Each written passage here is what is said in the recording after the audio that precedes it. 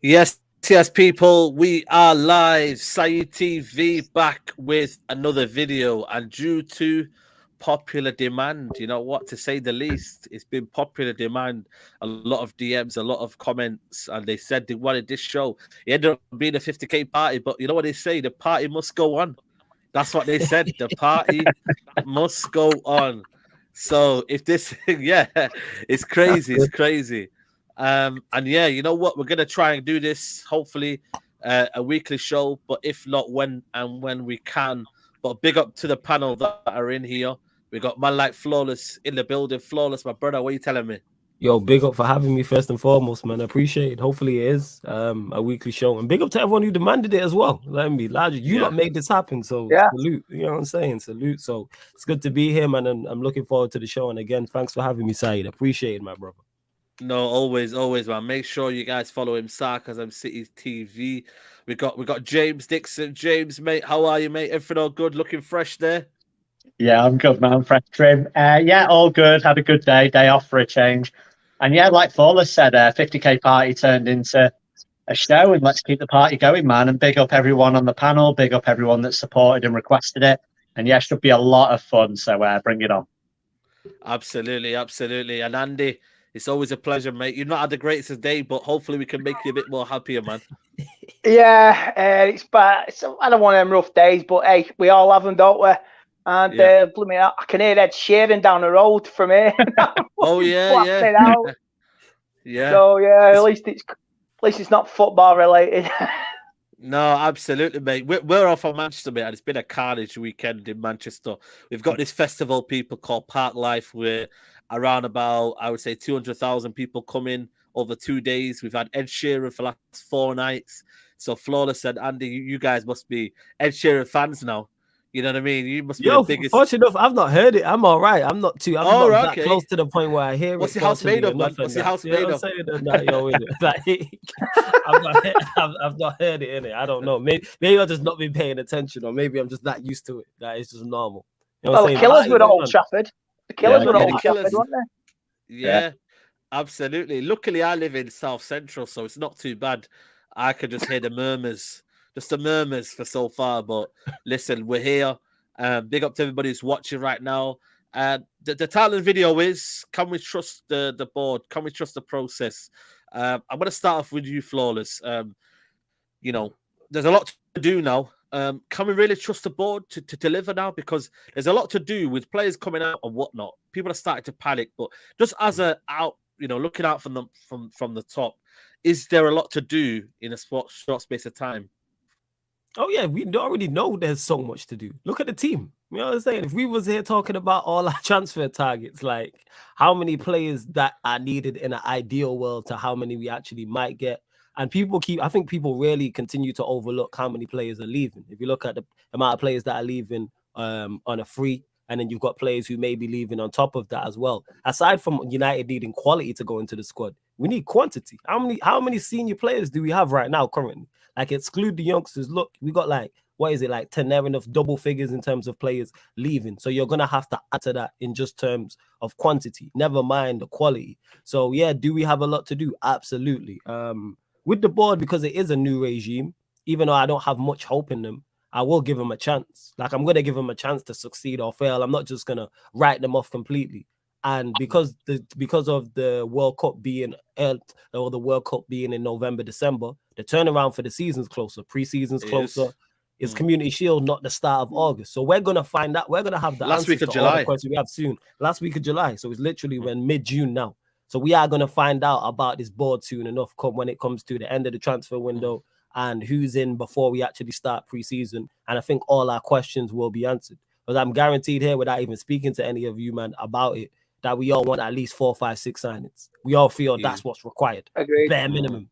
Yeah. So that's my thoughts on it. You know what? You make a good point there, James. Why can't we get 5 to 7 signings or 5 to 6 signings when that's how much people have left as well? There's a lot of people who left. It's not as if we could go get Amad Diallo and, Martial could come back in and they're new signings. Big up to Breezy United, but he put a post out saying we've got new signings coming in, and that's Pereira and Martial and Amad. They're not. And the owners can't fool us, mate, because we know that they weren't good enough for the team that came in. Okay, the manager was at fault for that because he didn't see the quality, but they shouldn't be compensated for the signings that don't come in. Yeah, mate. At the end of the day, like, why can't we sign 5 to 7 players? Money talks, Saeed. Money talks. And our owners do not like to spend as much as they like to say they like to spend.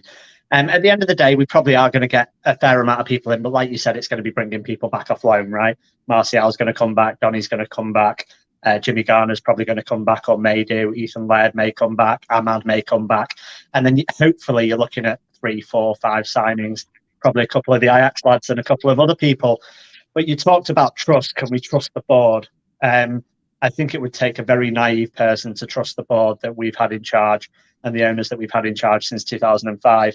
I'd split it up into hope and expectation. I'm hopeful, but I don't expect anything. So they're two different things. Like, as a Man United fan, I hope that we can get the right signings in the right places. I hope that we can go into the season positive, and I am going to hold out some hope, like Flawless said. I'm not going to be all negative and say there's no chance it can happen. But at the same time, do I expect us to pull out 5 signings in the correct areas? I mean, I heard someone mention Haaland on a different show to City before, and they were saying, it was tied up before the window opened, but they've known they've needed a striker for 2 years, so that's an excuse. It's like, well, we've known we've needed a number 6 for 2 years, and we've not signed one. So I'm not having that as an excuse at all. We're just reactive FC and not proactive FC. So am I hopeful? Yes. Am I expectant? No. But let's hope for the best, mate.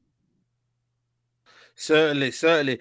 And when you look at that, Andy, just coming off James's point there, it has been the one of the worst seasons I can remember. I'm only 28. I know other people can remember the 70s. I remember talking to a lot of people saying the dark 80s. For me, this is the worst I've seen. I know you're laughing there, Andy, but I want to show him my age. But I think there's a lot to Fair do. enough. It just shows you. Man said my age like you ain't the youngest here. That's the craziest part. Yeah. Yeah. My apologies. You're all still young, but I see this all, man. You're all looking shining. James got a fresh cut. Flawless is drinking that water. You know what I mean? It's all good, man. But my point of view is I knew the season was done when Ollie was sacked because he brought in Ralph Rangnick, who wasn't a manager, and he was only here to kind of almost like sort things out and be interim to the end of the season. So you would think that our January transfer window should have been the first start, but they didn't do that well. So, and Ralph Rangnick wanted targets in, so he really should have started from January until now and finding the appropriate targets. Oh, yeah, it should have. It was a season written off when it could have been still saved after we got beat 5-0 by Liverpool. But it's what it is. The trust is broken. There's no trust. No, I personally, I will back the manager all the way. But the next couple of weeks, he will either get what he wants or he will be absolutely bent over a barrel. And he's like, you've basically got to work with what you got. So I want to see results now. This club, this PR charm offensive, I'm sick of it. I don't want to hear it. They've made the right moves upstairs with the recruitment and all that. People have left, people have come in. Yeah, still trying to promote positivity this week. They were doing stuff like for the Europa League and all that, and the Premier League. And I made a couple of comments. Don't shaft the manager on the pages. Just don't shaft the manager. Don't talk big when you haven't got nothing to shout with. And that's all it is. Just stop feeding us egos and just trying to big the club up when basically we are at rock bottom. Be honest. And that is something Ten Hag is being honest with us, but the rest of the club is not. But it come the next 3 weeks. Was it the first game? When is it? 2nd of July or something? Yeah. 2nd of July. Literally this time next month we're playing Liverpool. Yeah, and that's unreal because they've just landed Nunes, and what if? Yeah. And hopefully we've got to have some players in. Like now, we need the young. We need a few players more in, few players out. Loans need to be sorted. That squad needs to be done. There's no excuses, like you said before. There's no World Cup. This UEFA Nations was absolute waste of time I wasn't even interested. I didn't even know England were playing Germany the other night until I seen it pops up on Google. Harry Kane scored a late winner. And last night was a washout. I watched 7 minutes. He went, you know what? I'd rather go listen to some music. That's how. Nobody's interested.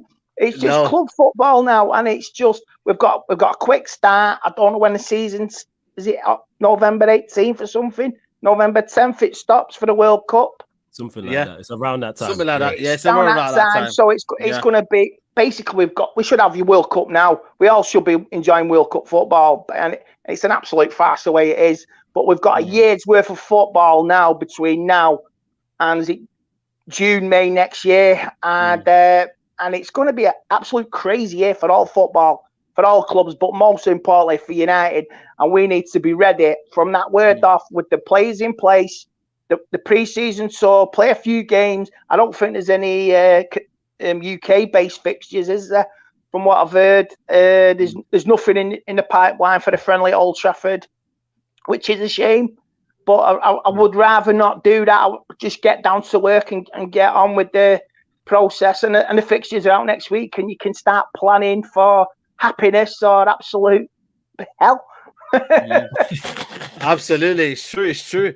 Yo, big up to Zayn Biassi here, man. He's putting the transfer budget, you know what I mean? He's put it on the show, so big up. I keep saying this, man. Arsenal need Zayn to back them. If Zayn, Arsenal would have won a Champions League in their history if Zayn was the one backing them. This guy be backing with these super chats and that. Why is Zayn always on here if he's an Arsenal fan? He's backing every channel. Big up, man. Andy, you know what it is? If you wouldn't want to be an Arsenal fan talking about Arsenal either. Come on now. You know what I'm saying? As bad as we've been, they've had it much worse. But I don't go on other platforms. That's the thing. Why is an Arsenal fan always on here? Always on all platforms. Don't worry, we'll put that into the fun, man. But listen, big up to Zayn Biassi here. He's come for you, Andy. He said, Andy, you better sign players quick. We are getting Jesus, Asensio, Martinelli, Xhaka, Smith Rowe. We are bringing a nightmare to the theatre of dreams. Never mind De Gea, Ramsdale already. Well, you're throwing Elvis. Elvis is coming out of the pitch. He's throwing Elvis as well. Oh, thank you very much. You know what I mean? Arsenal are going to blow hot and cold this season, man. Oh, man. Oh, biggie. You know what I mean? Yeah, absolutely. Yeah. Big up to my guy Slimsy, man. I met you yesterday with your two little ones, man. He said, big up Saeed, Jabril, and Ari. Keep up the good work. Big up to you, man. I met you yesterday and they say they watch the show all the time. So big up to you, Jabril and Ali, man. Big up to you guys, man, for coming on the show. Big up to everybody who's watching. Make sure you smash a like on the video. You follow these guys. And like I said to you, they've got channels as well. So make sure you follow them. Flawless, do you reckon that there is a plan of action in terms of signings? Because they were in for Nunes, but at the same time, they were in for De Jong. I was talking to Statman, and he's obviously the biggest Myrtle prop. Myrtle madness. Myrtle madness, yeah. But do you reckon there is a plan, though? Because I generally don't think there is, because how can you go for Nunes but De Jong at the same time? Because they were both in for after them. So is there a plan of where they want to go, or is it just a case same old, just scatter around everywhere and then just hope for the best? Like Andy says? I think there's definitely a plan, because the window opened, and Manchester United actually made a formal bid and have been in talks with De Jong's people early in the transfer window. When is the last time we did this? We all know Manchester United need a central midfielder.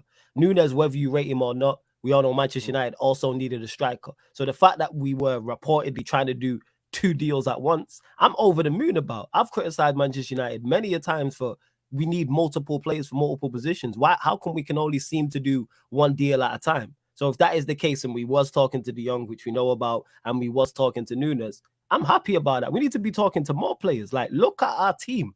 Come on, Saeed, you know this. Look like we can literally run through from goalkeeper all the way through to the striker and say we arguably need a first teamer or a squad player in 11 positions. So the fact that we're doing 2 deals at once is a good place to start, but it needs to be more. Like, as much as I'm excited about De Jong landing, we need another midfielder. Otherwise, it's legit just Pogba 2.0, where you have a quality central midfielder and you don't have someone to supplement him. Because I like the fact of a De Jong Donny potential midfield. That's fantastic. I don't have to watch McTominay in there anymore. However, we still need a 6. We still need a midfielder. I'm just tired of seeing the same old thing that's not good enough. Give me something new. We know what McTominay and Fred and Bruno and Rashford and Ronaldo and all these players, and Shaw and Alyssa Maguire all offer. Give me new players in these positions. So I'd love to see whether it's a youngster or whether it's a Diallo coming back alongside new signings. So yeah, man, like I'm very the bar's on the floor, but I'm optimistic. That's what I would say. Absolutely. When you look at the De Jong situation, James, where do you see it? You know, hand on heart. You know, how likely is this deal looking for you? Do you believe in the hype with De Jong? I mean, it changes every day, doesn't it? The one thing I'd say to Flawless about the two things in one position is I'd be very, very careful what you believe from the media about Manchester United. I mean, if we were to believe everything the media said, then Ralph Rangnick could still be upstairs in a consultancy role. I don't think that was ever the plan, and I don't think that we should have really bought into that. Like, it just got reported with no real foundations, and we all just thought, oh yeah, he's coming in. Doesn't matter that he's not a manager, he's going upstairs. And then all of a sudden, when it's time to go upstairs, he's out the door. And then it seems to be blamed on Ten Hag, but I don't think it was ever the plan to start with. On the De Jong thing, he's obviously a quality player. But the different things get reported each day. First, it was Barca want 100 million. Then it was Dutch reports saying 60 million plus 5 on add-ons is enough. Then something else is being reported. It's reported that, you know, Ten Hag has a verbal agreement with him and he's going to come. Then it says it wants Champions League football. I mean, at the end of the day, so much stuff gets reported around Manchester United because they're the biggest click in football, right? Until they are holding that shirt at Old Trafford or in the press room at Carrington, I don't believe a thing, mate. We need 5-6 players, but until they're pictured holding that shirt or Romano tweets, here we go, I don't really believe anything, to be honest. But De Jong would be a good addition, no doubt about it. I'd like the whole De Jong Donny thing. We still need another player in there. I also think we could go for players, not necessarily world beaters, but competition for places. You look, I know it was temporary, but you look how Luke Shaw improved when Tellez came in, and all of a sudden the competition between those two originally improved them and spurred them on. And I think we need more fight like that in certain positions, because people like Bruno and Rashford and Ronaldo and Maguire have just walked into the team for far too long. Like, when was the last time Bruno was worried about his starting position? He's been garbage this season, but he's walked into the team every single week because there was no options. Donny was out on loan. Who else are we going to play in the 10? Lingard's off, can't be bothered. Pogba decides when he wants to play. So it's like we literally had no other option. So Bruno's playing every week. We need competition for places. We need to improve some players in the first 11. And De Jong would be a good start to that, mate. Absolutely. You know what I mean? But I think Flawless alluded to it before, Andy, that, you know, just De Jong alone isn't enough when you look at it, because we did have that same problem with Pogba. How can we free up Pogba? You can't have De Jong next to McTominay or Fred, in fact, because it doesn't suit the balance. And for me, the more people say to me, you know, De Jong alongside Donny van der Beek, well, De Jong should have been, Donny van der Beek should have been alongside Matic, but it didn't work out. Everything that we always want doesn't seem to be happens when it happens on the pitch. I don't know what this football club have, but they believe that McTominay has that role there. He should be that next Brian Robson. He should be that next Roy Keane. He should be that figure. I know, Andy, but this is a problem. Unless you're going to sell McTominay, when you look at his Man United career so far, he's not been a bench player. You know, it's been crazy, but he's actually not been a bench player, and that's what worries me. There, Saeed. You go. That's a big eye opener of why we are where we are. That McTominay starting week in, week out. When you look at the teams around us or even slightly lower than us, he don't start for any of these teams. He don't go. Yeah, he's a team player. That's what he's just part of the squad. He's like a Darren Fletcher. He's good on his day, but like I say, I remember Darren Fletcher. He had a lot. 50% of the time he had the bad games, and 50% of the time he had good games. As far as I'm concerned, now McTominay, he can sit on the bench and play in Carabao Cup or play in the Europa League. I say Fred is salvageable. Fred can be salvaged with the right coaching, with Ten Hag coming in, take him under his wing, and you can see there is a player there in Fred. He's improved. He was the only one who improved this season under the what you call it, under Radnick, yeah. So I would say, you need them. We need them midfield signings. We need De Jong. We need an Eriksen, maybe, and Neves.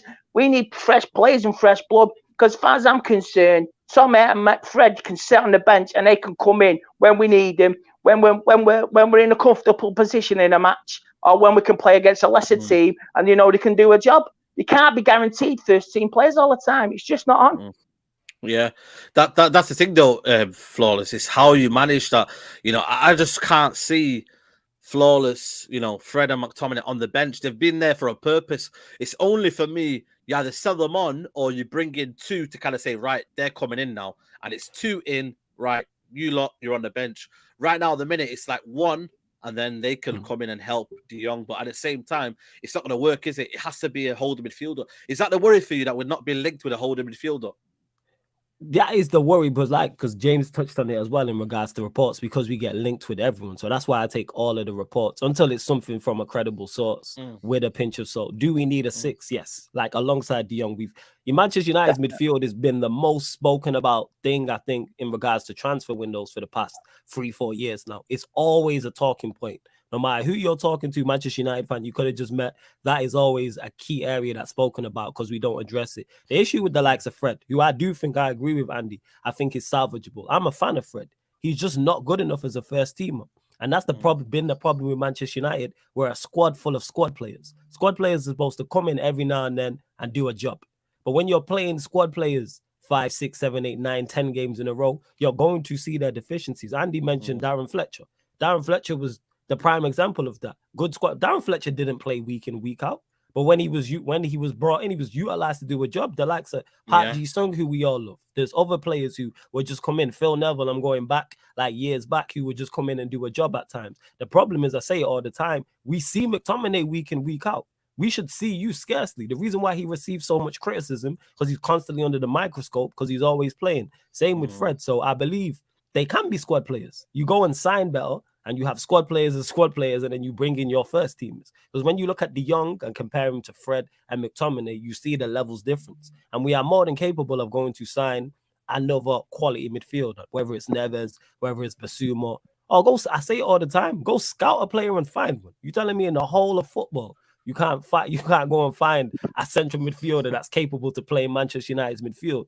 But yet, you look at other teams who don't have our resources. Like, we've seen Leicester replace Kante with Ndidi. But we can't find a six. Like something's off. Something's off. That's the thing, though, isn't it, James? It's a scouting, isn't it? It's the people above. We have got new people in there. People are saying, give Murto time, give these guys time, and they will produce. But again, it's that feeling of, you know, the recruitment's not been great for the last couple of years. And we have bought Ahmad, we have bought Palestri. When you look at the players, you know, when you look at them, they're very young talent. But again, that talent doesn't have a viewpoint to play in. There's no kind of, you know, you can't see the process of them being first teamers. We're linked with Anthony, you know. So if Langer's there, if Palestri's there, if Ahmad's there, so then why you bringing on, you know, Anthony to be that number one? So again, you need to have a squad. I get that, but again, it seems a bit. You bought Ahmad for 40 million. So what's the viewpoint? Where are you trying to go with this? You know what I mean? Yeah, I mean, it's not just youth players, mate. We talk about recruitment. I mean, Flawless was talking about squad players before. Let's go through some of the money, right? 35 on Palestri, 40 on Ahmad, 50 on Fred, 50 on Wan-Bissaka, 80 on Maguire, none of which are good enough to start. That's 300 million quid just straight down the drain on squad players. So, like, our recruitment's been a problem for a while, and those two scouts leaving was probably two of the biggest things that needed to happen at the football club. Now, when it says, oh, you know, I'm hopeful for change, but there's no guarantee that the new people in the position are going to work either. Like, we've seen examples, talked about it before, about Leicester, like replacing Kante with Ndidi, replacing the defenders with like Fofana and stuff. They've got people coming through all, like Daka as well. They've got people coming through all around the pitch, right? So their scouting looks very good. And we just don't seem to be able to get the youth selections right. We don't seem to be able to get the experience selections right. And I've said for a while, we're kind of like almost like the Harlem Globetrotters FC of the Premier League, where we just like pick the best players, right? It's like we're playing FIFA and we get a pack and we just open the pack and it's like, oh, that person's the highest rated. He's 84. We'll pick him and we'll put him anywhere on the pitch. Instead of looking at where they actually fit, we just pick the best player and just try and shoehorn him into some kind of system that we don't even have.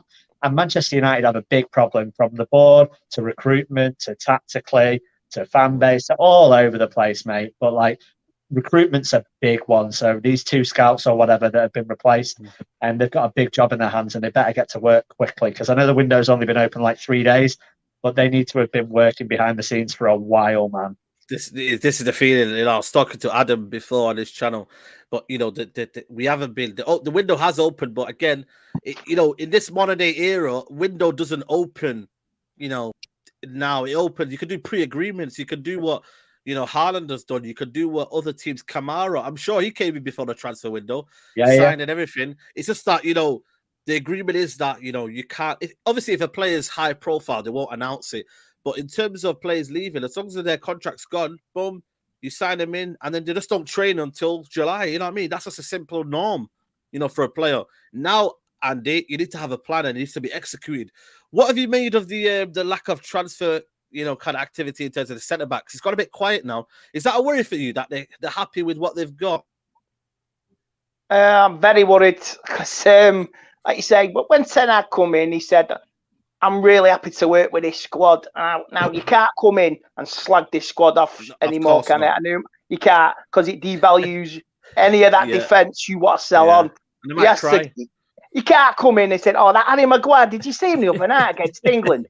Absolute garbage." Do you know what I mean? It's awful. So everything's got a resale value. So he's got to keep everybody sweet until he comes in. He's implementing these changes, and he sees the pre-season game, and he says, "You know what? This Tellers is all right. He can be salvaged." Maguire, Wan-Bissaka. Oh, Matt, right. I'm sorry, Mr. Glazer. These two need to go, and I need two players to replace them. And he's just keeping everybody sweet. And this is where he's got this working his miracles behind, even as of now.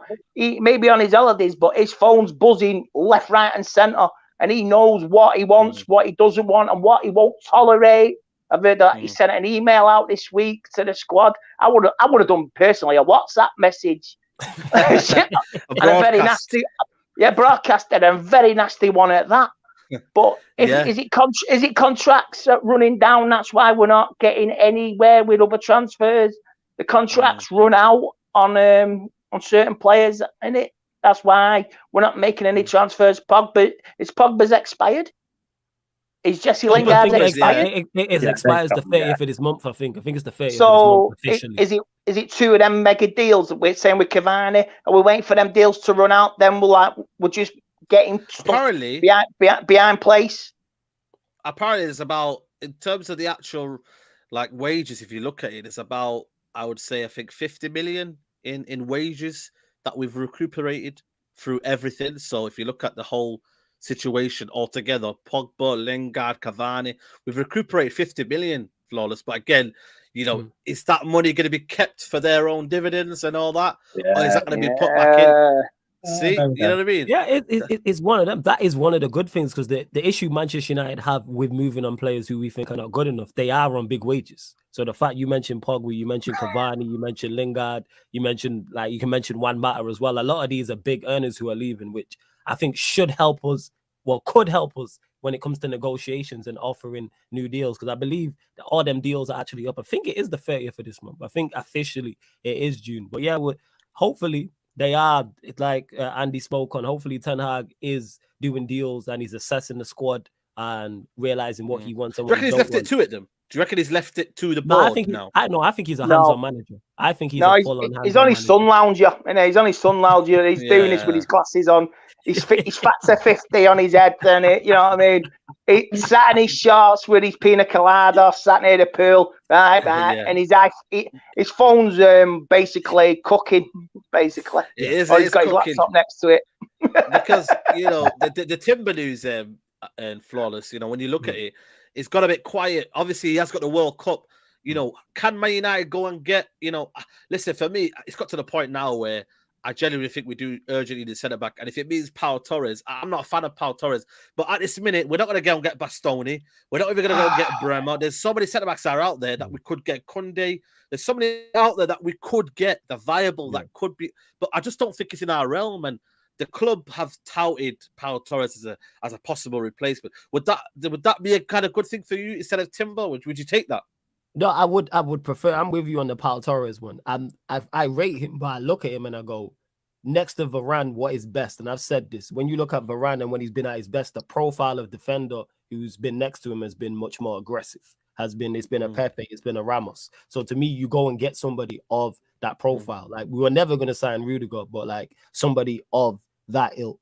So that's why I look at Pau Torres and go, are you better than what we have? Absolutely. If he was to land at Manchester United, I'm not going to be against it. But again, that comes to identifying players correctly. But again, this is all guesswork and question marks because we don't know what Ten Hag wants. Maybe Ten Hag wants 2 ball-playing central centre-backs who ain't really the most aggressive and really the most robust. So we're not sure. Would I prefer Timber? Yes, because it's somebody who he's worked with before and he knows how to get the best of.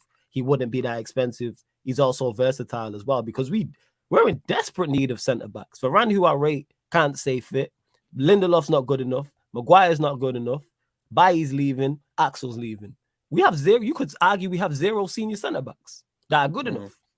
So never mind one.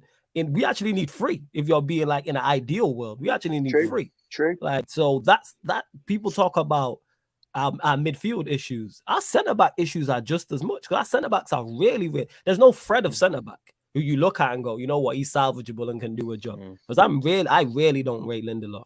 We all know Maguire's deficiencies. Like I said, Varane can't stay fit. Who else have we got? And I don't even know about any centre-backs coming through the youth system. Maybe one of you that I've heard about and go, yeah, he's getting thrown into the mix either. Like, I don't hear anything. No, 100% not. You know what I mean? Big up to everybody, by the way, that's watching the live video. You know what I mean? If you guys enjoyed it, please do smash a like on the video. Helps with the algorithms and hopefully people can see this. Man. Yeah, man. Get the likes up, people. James, you know, I see you pointing your face there and a bit kind of, you know, do you think the centre-backs right now are good enough for Den Haag to kind of improve? Because we see what they've done last year. It's not great, is it? It's not great, mate, but I'm going to throw a spanner in the works and say that I think it's a system issue and not a player issue. And we've had when we've made signings in the past, I looked at Maguire, thought he was okay. I looked at Chris Smalling, thought he was okay. I looked at Lindelof, thought he was okay. I looked at Varane, thought he was okay. I looked at Amru Wan-Bissaka, thought he was okay. None of them play well in the system that we play. We defend far too narrow, which then allows other teams to basically get down the flanks. Then when they're on the touchline, our defenders are slow to get out to them. And then naturally, players get drawn across. There's always a spare man at the back post.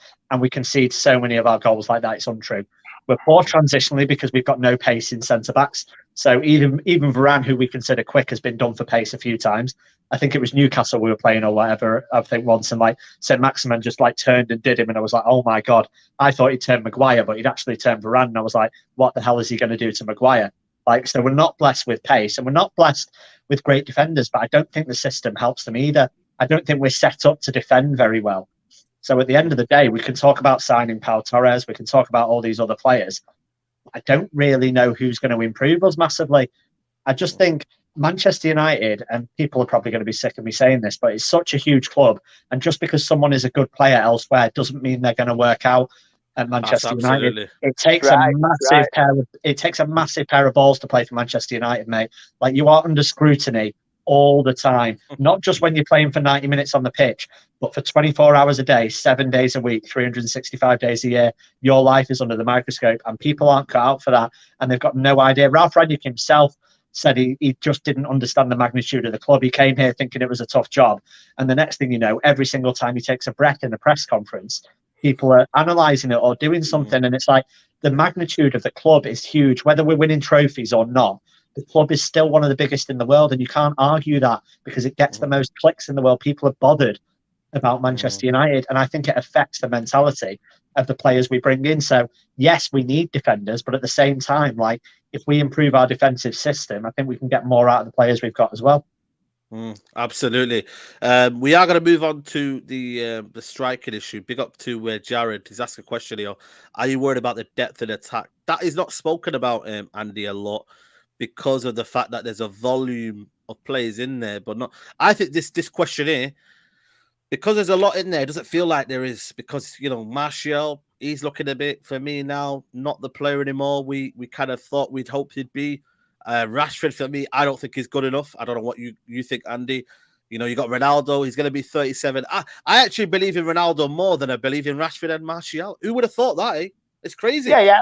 And I would never have said that. I never would have said that. far as I'm concerned, the only striker we've got is Ronaldo. Rashford is on basically his last chance saloon, like in the old cowboy films. Mason Greenwood is finished.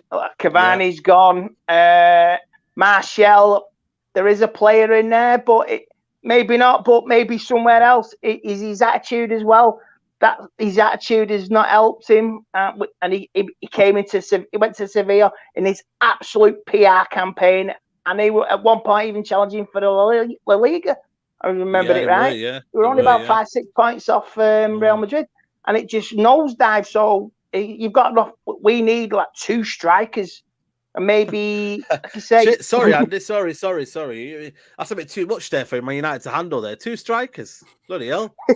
You know what I mean? I say, as far as I'm concerned, we've only got Ronaldo. We need 2 strikers. We need good strikers. We could have got Nunes, Andy. Nunes was wanted by the football club. It's not my type of striker because I think. I was going to say, Saeed, you didn't want Nunes, innit? No. I don't want Nunes, but if you're looking at the board, they wanted him. So for me, if you look at it from a board level, they missed out on a target in terms of Nunes because they've gone to Liverpool now. So why are you spending 100 million? Why are you spending 100 million quid? Sorry, Andy, go on. It's what the manager wants. Let him identify the targets. If he knows a striker that's available, or if there's anything left from Ralph Rangnick's dossier passed on, and he'll look at it and just say, scout him, look at him. This is on basically the decision of the manager. The board issue is going for Nunes. It's just like say he's gone. And they bought him to replace basically Mane. So, like I say, he's going to Bayern Munich, and that is a statement of intent for Liverpool. They're serious now because City have got Haaland, Liverpool got Nunes. What we got, Ronaldo. That's it. Absolutely. Go on, James. What were you going to say then? Sorry, I was just going to say before we talk about whether Nunes or we talk about a striking option, you have to figure out where Ronaldo fits in next season. Because if like Ten Hag was interviewed about Ronaldo and he said he brings goals, if you anticipate that Ronaldo doesn't want to play a second string player, he doesn't want to sit on the bench and play once every other week, then you then accept that he has to start most games. So then your striking options are limited to people that are happy being bit part players. And there's no way we should be spending £100 million on a player that isn't going to start every week when there's other areas in our team that need to be plugged. So it's like, if Ronaldo is going to start most weeks or in most of the big games, we need to be looking at 30, 40, maybe even £50 million striking options that are happy being rotational and playing games, sometimes playing as a 2, sometimes playing midweek. And then when Ronaldo's injured, because you can't have... Gone are the days of the 90s, mate, where we had York, Cole, Sheringham and Solskjaer and you had world-class strikers. It doesn't exist anymore.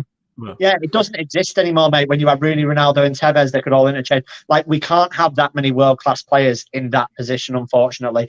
People want to play football. Player power is real. They throw their dummies and toys out of the pram all the time.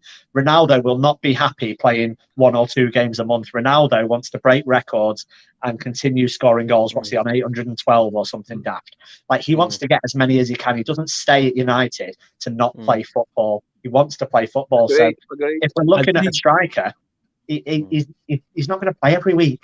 And that's where I think what you're saying about the Ronaldo situation, and that's where Ten Hag coming in and being paid the big bucks is those decisions need to be made because Ronaldo's a player you have in Carragher and Keane when they went back and forth to win now. We all know Manchester United are not set up to win now. So if Ten Hag believes that Ronaldo isn't the best fit and Ronaldo doesn't want to play second fiddle, you move him on. You know what I'm saying? Like, well, Manchester United will be fine without him. You know what I'm saying? Do you reckon he stays? Do you reckon he stays? Is there a chance that Ronaldo does leave? I think there is definitely a chance. You know why I think there's a chance he leaves? Because it is reported that, again, Ten Hag does want a striker. Are we going to go and sign a striker that is going to play second fiddle to Ronaldo? Does Ronaldo want to play Europa League on top of that as well? That was always one of my biggest things. Does he want to play Europa League? Because we know the only trophy he's never won. It's the only trophy he's never won. No, Andy, you're forgetting the conference. Do you want to win that? You know what I'm saying? As well. You imagine his leaving gift. If he does it next season, he becomes a star player in the Europa League. I know you may laugh at all at it, but This could be his swan song, mate. I want us to target that song. trophy. That's our best chance at winning a trophy this coming season. I've said United should target that Europa League. Definitely. One, we need a trophy. Two, it's a backdoor into the Champions League. But again, like I said, I was saying, all jokes aside, that's on Ten Hag to make that decision with Ronaldo. Like Ronaldo stay. Will Ronaldo score goals? Absolutely. Is he best to how Manchester United and Ten Hag want to play? I'm unsure. I really don't know. That's how I'm looking at it. As much as I love Ronaldo, football and being a 9 is much more than scoring goals. It's much more than scoring goals. Oh, is Ronaldo definitely staying? All right, cool. You know, for me though, I was going to say that he is. He's got family, hasn't he? Now he's settled. His family's settled now in Manchester. I think for another year at least. Well, if he is definitely staying, and that's on Ten Hag, like Ronaldo shouldn't dictate to you what role he plays. You're the manager. We want man to rule with an iron fist. I dictate to you. You are the employer, not the employee. I tell you what role you have. That's how it should be. This is what we've all been crying out for when we've called the players prima donnas and all these type of things. These are the tough decisions that need to be made. So make the decision, Ten Hag. Is Ronaldo your guy or not? Yeah. I mean, I don't know if this is I think he's a Liverpool fan, but he said, I don't want Sangare. This guy's worse than McFred. I mean, you know what I mean? We I don't think we can beg anyone to kind of not come and whatnot. We've got to take certain players. I think Sangare is a quality player that we could get in. But with the situation with Ronaldo, I think the Juventus situation kind of struck me because all of a sudden he wanted to leave. There was no kind of like rumors of him actually leaving. It was just that Valencia, they couldn't pay for his wages anymore. And ultimately he was like, right, I'll move on then. And his wages were too high. So again, the Ronaldo situation, he probably will stay, but I don't think it's a guarantee that Ronaldo is going to be here next season. It's 100%. There's always a kind of a feeling that he might not stay. But in terms of the striking options, James, are you concerned by it? Are you worried slightly? I'm always concerned by our striking options, mate. And we don't score enough goals. Let's face it, under Ollie, the plan when we signed Sancho was the whole Ronaldo, was Sancho, Greenwood and Rashford, right? They're all best mates at England. They all get on. We could play them as on a counter-attack as a front three. They'd all rotate and it'd be great. And they'd be our next front three for the next 10 years. And we were sold a dream, right? And then we got offered the chance to sign Ronaldo, the greatest player of all time, for what, £2.5 million over 5 years. So we signed him. But the thing is, that threw a massive spanner in the works. And then there was the whole thing with Greenwood. Rashford's form's fallen off a cliff. Ronaldo's not getting any younger. So all of a sudden, we're very, very, very short of striking options. The way to, we can talk about clean sheets and stuff, but the way to win football matches is to score goals. And there's a distinct lack of players in our team that score goals. And the reason why Ronaldo is staying and is going to play a part next season, Ten Hag was asked it in his first press conference. What does Ronaldo bring to this team? And he repeated it. He was like, goals. Simple. And putting the ball in the net is the hardest thing to do in football. It's the hardest thing. Who was the best scorer after Fred, after Ronaldo? Who was the highest top scorer after Ronaldo? Was it not Fred? One. Was it not Fred? Fred's got quite a few. I wouldn't be surprised if it was Fred. Alanga probably got a few towards the end. Was it Fred? Fred was at Bruno. It must be Bruno. 9 or 10. Must be Bruno. Yeah, it might be Bruno. I thought overall this season, I thought Fred got more Premier League goals. But you know what I mean? It's scary that, you know. Yeah, I mean, at the end of the day, we don't, if you look, I know City haven't played with a striker, but if you look at the amount of players, I'm sure they've had 6, 7, 8 players that have all contributed 10 goals or more. They must have had. Yeah, and that comes back to what you were talking about in terms of systems defensively. You can look at that as well on the flip side, offensively as well. Because one thing about City, we know they have talented individuals. There's a reason that, you know what I'm saying, whether it's Sterling, whether it's Jesus, whoever seems to play left wing always seems to end up at that back stick with a tap in at Manchester City. The same way with Liverpool, they seem to score the same goal over and over again. And I think that adds into it. Of course, you have to have some form of individual talent. But I believe that Ten Hag can, even the players that don't rate, you can get, they can't be as bad as they were this season with no system. That's what I'll say. Yeah, I agree. Absolutely. Big up to Big Six Balance, man. Make sure you subscribe to his channel, bro. Big up to you. Man. Yeah, big up to Months, man. Big up the gang every time. Are you talking 6th place in the Europa League win as a success? PS, stay in the mud, I beg. For those who are wondering, Months is a local fan, unfortunately, in it. So you know what I mean. Oh, my condolences to him. You know what I mean? Yeah. The Also, Nurly men. did you The see the Nurly chat men. before, which was like this? Like he was talking about. It was early on in the show, and he was talking about this group of 4 people, and he was like, "This squad existed before Liverpool's did." That's good. Wow. So, You All know right, what? there you go. That is that's quality. that is the Stay in the That's- mud yourself. That's Yeah, that is exactly. quality. And to answer your Liverpool, question, Liverpool yes, fans are delusional.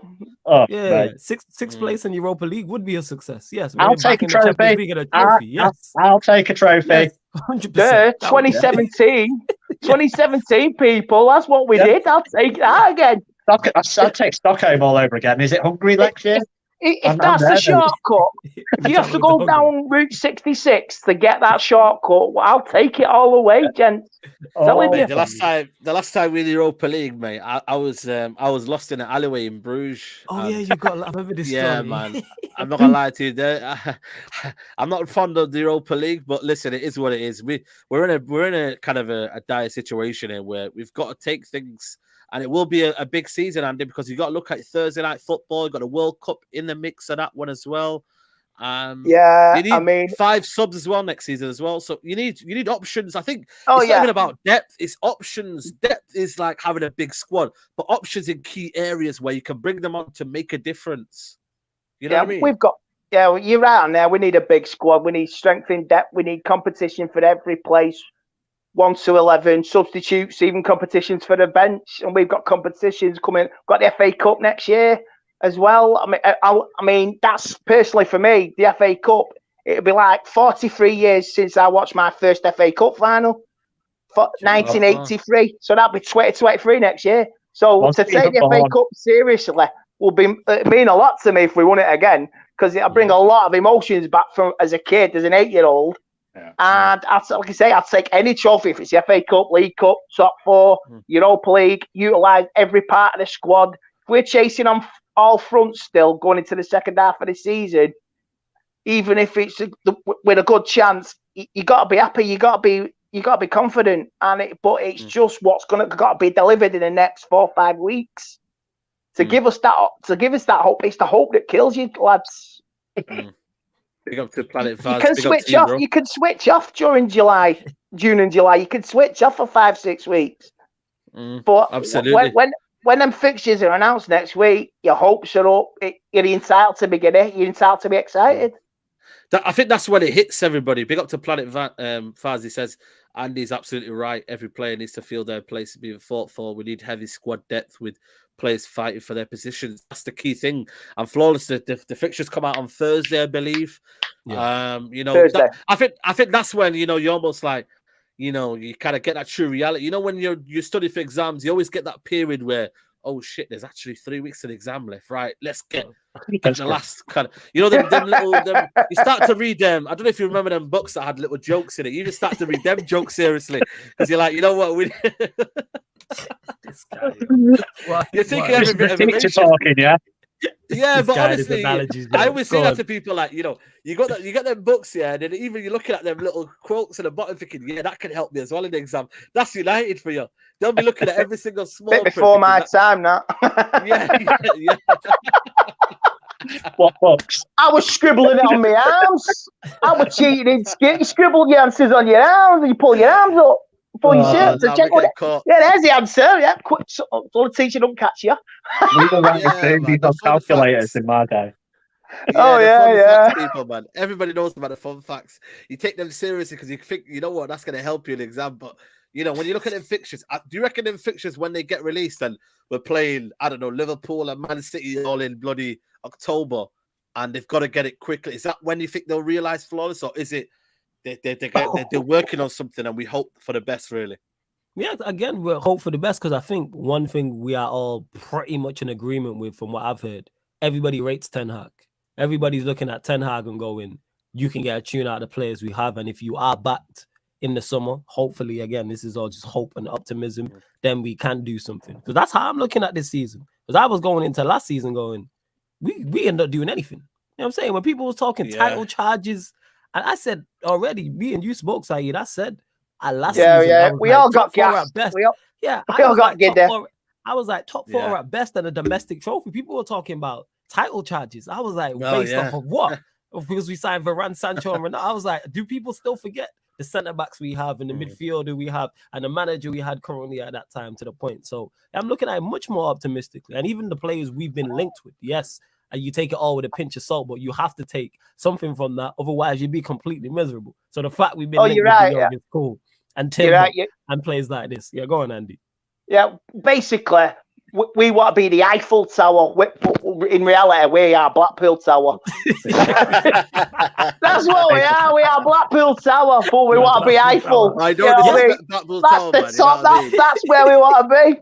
That's the analogy. Like, he makes a funny analogy, but that's where it is. So yeah, that's how I'm looking at it going. All right, and at least, and I've said this before, I have no issue if we play against the Liverpool and the City and they outclass us because they're better.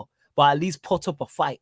Don't just roll over and play dead. Go there with a plan and a game plan, and I can look at a game against City and Liverpool and go, if they have an off day and we have a good day, we can get something from the game. Whereas I was looking at Liverpool's and City's and I'm like, we don't have a prayer. We could have the best day and they have a terrible day. And they still look at the City United game was a big eye opener. They beat us 2-0 and it felt as bad as the Liverpool defeat us 5 because of the manner in which it happened. Because there was no plan. We just literally they came and just rolled over and played dead. That's what our team did. So I'm hoping that Ten Hag can change that around and we go to every game. Even the Champions League is like, I have no issue getting outclassed by Real Madrid or Bayern Munich, but we got beat by Atletico Madrid in bad fight. We got beat. We're also runs getting beat by also runs.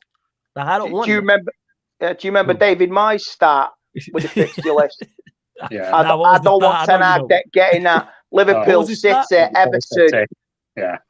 In the first few games, we beat Swansea, and then we had Liverpool, City going down the line, Chelsea as well. It can't be a start like that in the first 7-8 games. It won't be fair. But I don't trust the fixture computers. Who does the fixtures? Is it a computer? Is it people? It's Sky and BT. It's Sky and BT because they were look at the run we had this season where I think it was in like a 7-8 week span. We had Liverpool, we had City, man, we got done over. We had Arsenal. Yeah, soap opera TV, innit? That's what it is. Literally, it's because Manchester United, like we are Hollyoaks FC, man. Just always unnecessary drama going on. Basically, Sky and BT will shaft us before we even get on the pitch. Because we make the most money though. When you look at it, James, we make the most revenue for all these TV companies. The amount of leaks. I spoke to who was the journalist Shamoon, who works for the BBC. He's a writer for the BBC, and he said he was surprised by the amount of stuff that he gets put out because he gets the first person who puts it out, and then he's like, "Whoa!" And these are the actual quotes that come out. So even if after a bad loss, you could get leaks, you could get this happening, you get this. Ten Hag was furious. Nothing's ever in-house, and that's the scariest bit about it, isn't it?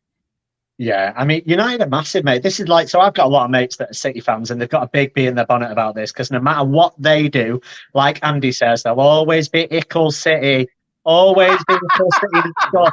That's how it is, though, isn't it? Because at the end of the day, like, they could win whatever. Like, they won the league. They did really well in the Champions League. Like, they could win anything, but they'll never be a bigger story than Manchester United until they win again and again and again and create a dynasty, because they just don't have the worldwide fan base. They're getting close, but they got 6 now. 6, and we've got what? 12, 20, mate. 13. Yeah, 20. Yeah, 20 titles, mate. 13. Yeah, so you say getting close. And in fairness, they could catch. And if Pep stays there for a while, they may do. And that's absolutely fine. But at the moment, the size of the club, and they have a great infrastructure and they will win in the future. So don't take this the wrong way. But they are not as big as Manchester United. And stories about Manchester United are just always going to bring more than other clubs. People love to see us succeed. They love to see us fail. They love everything about Manchester United. Like, it's a huge football club, mate. So we're always going to have leaks. We do tend to have more than the average club. But that's just part of the territory, innit? More people write about you, more people find out about you, more journalists are in contact with you. Absolutely. So, yeah. Hated adored, never ignored. Exactly. There you go, Andy. That's the biggest one to take from it. Big up to Quintin, mate, for Super Chat. Go, Said, why don't we get Gianluca Scamacca? What do you guys think of him? I don't know if you've heard of him, guys. The guy that plays for Sassuolo. He's doing well for Italy at the minute. Not scoring, but playing well, I think, for me. He's holding up the ball well. He's a technical striker. What if I was to put a striker out there for you, I'd put Gianluca Scamacca. But who out there for you, Andy? Do you see strikers are a bit of a rare breed at the minute, Andy? Who's you out there, number 9 out there that you like? I don't think there's anybody at the moment. I've not been watching the European leagues. I'm being honest. There might be there's some hidden gems out there. There might be some free transfers. And you say Eric has got Ten Hag has got to utilise the market. I mean, there's a bargain in it out there, one or two. So I don't. The one that sticks to my mind is the Bayern Munich lad. Could we get him? But do we want to go down that route? Ooh. Do we want to go down that route? Can Barca get him? I'm not sure Barca can afford anything at the moment. Can't even afford a packet of crisps, let alone a bleeding player. But well, let's not be bad about it. Yeah. That's one signing that might just turn a few eyebrows, even if it's for a couple of seasons. He's 32, and everybody just if we did it, don't get hyped up about it. Just welcome him and see how he gets on. Let's not big him up. And let's see if he can cut it in the Premier League. It would be a good signing. That's the only one I can see. Flawless for you. Anyone that you thinking? Striker? Again, nobody stands out like Andy's saying, but hidden gems. It's not for us to know. These are for the scouts. This is what these men are paid millions upon millions of pounds to do. Is go and find the players. We don't. We've all heard people in the comments play FIFA and Football Manager. How come we can scout players on games, but you can't scout players in real life? I play Football Manager. If I need a player, you know what I do? Go send scouts to go and find one and find a player to fit the system that I'm trying to play. Someone mentioned Sangara. It's a narrative. Yeah, it's a narrative. Like, go find hidden gems. Like, people act like outside, and well, some people act like outside of their knowledge of football or strikers don't exist. The market's dead. No. The market's not dead. We just don't know. But again, that's not our job to know. There is hidden gems out there. Football is a worldwide sport played all across the world. There's hundreds of thousands of strikers out there. You telling me that we can't go and find one number 9 to go play up front for Manchester United? Like, of course we can. But again, this is where the scouts are now gonna earn your money. I'm saying go find a hidden gem, because there isn't an obvious signing. There isn't, like, obviously Sancho last season there isn't a Sancho version to go and say, all right, go and get him. So go earn your money and go find us a gem. But that ties into Ten Hag, his recruitment, and what he wants. Because I'm sure if you ask Ten Hag, he'll know some strikers. He'll definitely know some strikers. True. He will know 100%. Yeah, 100%. James, anyone that what type of striker do you like? For old fashioned? Do you like strong? Do you like a pacey? What do you prefer? Whatever fits Ten Hag's system, mate. To be honest, it's refreshing to have Flawless and Andy on, and to have people on that actually say, you know what, we don't know everything about every player in the world, because I'm sick of hearing players that sit like people and pundits that are like, oh yeah, we need to sign this person. This person's 91 on FIFA. They've got 89 pace. They've got this. I'm like, yeah, but can they do it at Old Trafford on a Saturday at 3:00? We don't know. Like, stop pretending like you've just because you took Wickham to from the Conference to League One to the Champions League at Football Manager that you know football. You don't. Like, one for me that I do like as a profile of player, and we're not going to get him because of English tax, and I don't think a lot of people would like him, but I do like Calvert-Lewin. I don't think he'd have to play up front. I don't think he'd have to play every week. See his goal scorer record. Unfortunately, the English tax, it's going to be 50, 60, 70, 80 million, right? So people would be like, no chance. But if you could get him for like 40, 50 mil, I'd take him. I like a profile of player. I like the fact he holds the ball up well. He's tough. He's combative. He fights for the ball. I like that. He's a decent finisher. He's good in the air. He's pacey. And he's got a lot of attributes that I like in a striker. But I'm not going to pretend to know loads about from different leagues, because, to be honest, post-COVID, I've not watched loads of football from different leagues, so I don't know. It's down to 10 hours. Yeah, absolutely. Listen, the hours flew by. We're going to have to wrap it up here, man. There's literally over 600 of you still here. Big up to everybody who's watched the show, man. Like I said, man, I wanted this podcast to happen, and I think for me, it's called the Unfiltered Podcast, by the way, because it's just, we want your opinions. And for me, Flawless, James, and it's been a pleasure, mate. Just want to go around and everyone give yourselves a shout out. Obviously, Flawless, road to 4K. People, make sure you subscribe to his channel. Let them know what you're doing and what you're up to. Yeah, people, like Saeed just said that, big up again for having me, man. Enjoyed it, and big up to the people for making this happening as well. But yeah, Sarcasm City TV on YouTube and on Twitch. Go live pretty much every day, sporting content, whether that's football, whether it's basketball, boxing. We do fan calling shows. Q&As, the whole nine. Just check out the upcoming live stream schedule on both the YouTube and the Twitch. Let you know all the shows that are coming up. Started running back pro clubs as well, FIFA Pro Clubs. So make sure you check that out as well. But yeah, like I said, people, Sarcasm City TV on YouTube and on Twitch. Go subscribe to the YouTube and follow the Twitch, please. Absolutely. Make sure you go do that. James Dixon, let them know where they can find you, man.